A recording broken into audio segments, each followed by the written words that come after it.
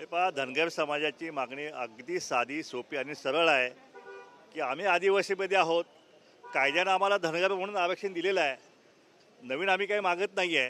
तुम्ही फक्त अंमलबजावणी करायची आहे. हे सगळे कागदपत्रे पुरावे दिलेले आहेत. सुधाकर शिंदे समितीचा अहवाल जो आहे तो सुद्धा काल सादर झालेला आहे. तो अहवाल सादर करण्यासाठी आम्हाला संघर्ष करावा लागला. माझ्या सरकारला उडी टाकण्याची मला धमकी द्यावी लागली, तेव्हा तो सादर झाला. 1 तारखेला सुधाकर शिंदे समितीचा अहवाल तो तयार झाला. तो सादर व्हायला 7 दिवस लागले. मुख्यमंत्री गंभीर नाही, सचिव गंभीर नाही, त्यांचे कोणी मंत्री गंभीर नाही आहे. आणि त्यामुळे 7-7 दिवस अशा वेळी अहवाल पडून राहतो. मग समाजाने काय समजायचं?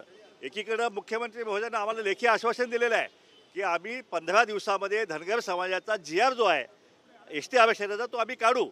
त्याची मुदत गेल्या 30 तारखेला संपलेली आहे आणि आता 7 दिवस जास्त झालेले आहे. त्यामुळं धनगर समाजाची आमची मुलं आक्रमक होत आहे. त्यांचं संतुलन बिघडत चाललेलं आहे की आता 4-5 आता आचारसंहिता येऊन छेपलेली आहे. त्यानंतर कुठला निर्णय होणार नाही आहे. मग हा कुठल्या एका तरी कॅबिनेट आमचा निर्णय होणार आहे की नाही आहे? आज वास्तवामध्ये कॅबिनेट असल्यामुळे ती मुलं ह्या ठिकाणी आली. ही महाराष्ट्रातली मुलं आहेत, इथलं मुंबईचं कोणी नाही आहे. आम्हालाही कोणाला माहीत नाही. ती गपचीप आली आणि त्यांनी हा सगळा कार्यक्रम केला आहे. म्हणजे हा प्रकार जो आहे आता महाराष्ट्रभर जे आहे हे आंदोलन पसरू शकते. माझी विनंती आहे सरकारला की उद्या आपली कॅबिनेट आहे, उद्याच्या कॅबिनेटमध्ये हा विषय आपण मार्गी लावावा. धनगर समाजाचा जो ST आरक्षणाचा GR आहे तो आपण उद्याच्या उद्या काढावा आणि ह्या विषयाला पूर्णविराम द्यावा.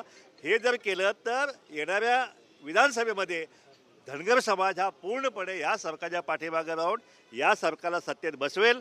जर हे सरकारनं नाही केलं तर येणाऱ्या विधानसभेमध्ये या सरकारला धनगर समाज जो आहे तो घरचा रस्ता दाखवल्याशिवाय राहणार नाही.